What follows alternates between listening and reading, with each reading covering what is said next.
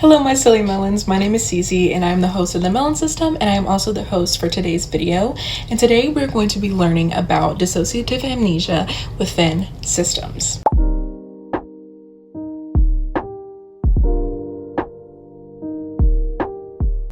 Also, I'm so sorry for not posting on YouTube for a while. We have been going through a lot of stuff. Also, if you hear background noise, that's because some people want to be disrespectful and freaking drive around their cars or whatever the heck.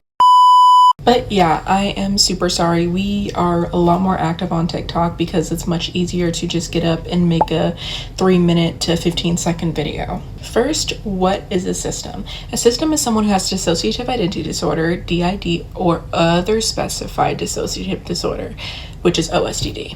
This is caused by repetitive childhood trauma and forms from the ages 5 to 10 years old.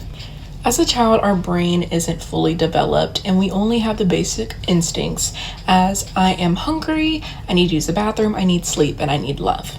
But as that trauma keeps reoccurring, it disrupts the process of the child's brain to develop into one singular personality. The child's brain begins to split into the dissociative parts as a mental support for the child. If that trauma keeps reoccurring, those parts become independent and have a purpose and serve a purpose. For example, one part or alter that you want to call it, it can hold all that trauma, and the other one cannot hold any trauma at all to help the child be sane and be able to function and continue life in society. Because children are not supposed to go through things like that, and children cannot just handle it like that at such a young age. So that's what a system is. What is dissociative amnesia?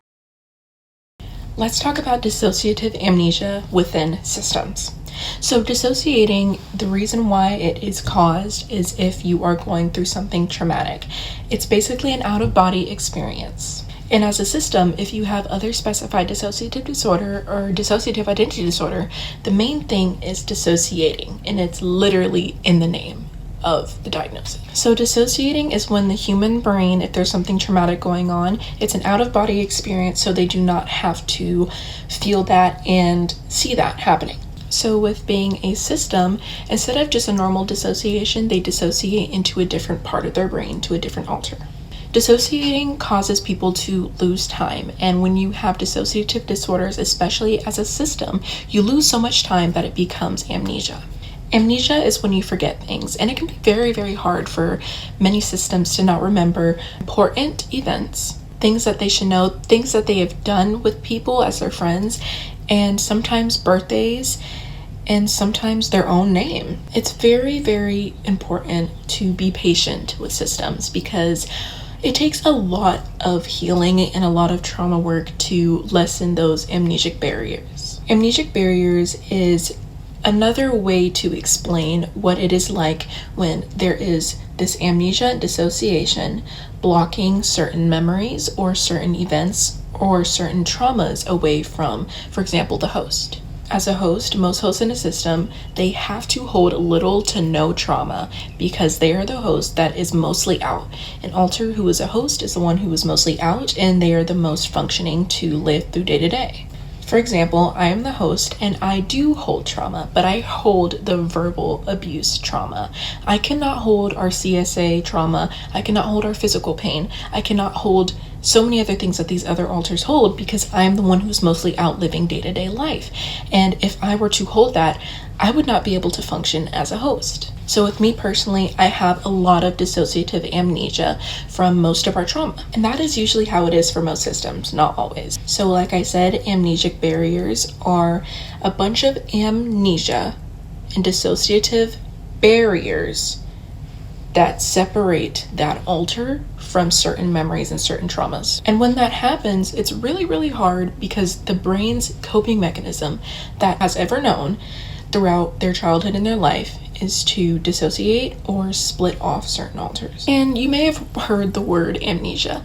There is amnesia especially for older people, for people who have brain damages, but dissociative amnesia is way different from that. Dissociative amnesia can be very, very hard, like I said before, because imagine not being able to remember something very important. So think of it this way. Let's say someone is having a conversation in a room and you just walked in. Would you know the conversation that they had? Probably not. But let's say you were right next to the door listening. Would you know what they're saying? Mostly, yes, you would. You would know what their conversation is about. So that's what it's like with amnesia and with certain alters not remembering things, because let's say a certain alter is in front and talking to someone and not remembering it when they leave the room. Same thing with an alter entering the room, which is the front, entering the front. But if they're close to the door and they're able to hear, that is co-fronting. But when an alter is an out, that is because of that amnesia. There's a part of dissociative amnesia that connects with being in the front and the co-front. So a lot of people may ask, well, we did this together, how come you don't remember?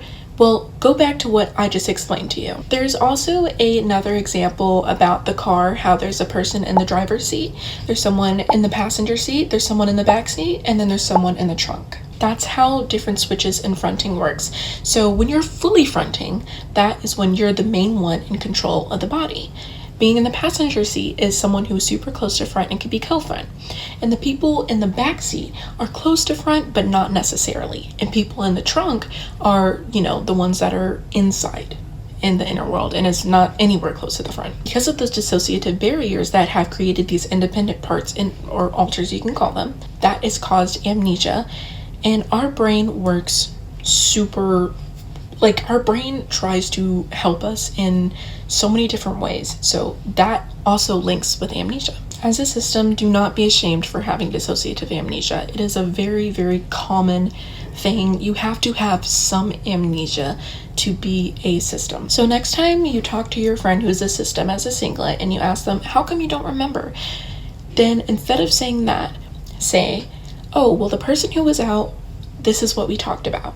It's good to fill in whoever is fronting, especially if there's a lot of rapid switches. This is also very important if you are a system partner or a partner system. It is very good to educate them on what has been happening when that alter hasn't been out, especially with dormancy. Well, I hope this video educated and helped some people about dissociative amnesia. I'm sorry that this wasn't a very long video. So bye-bye, my silly watermelons. Stay stinky.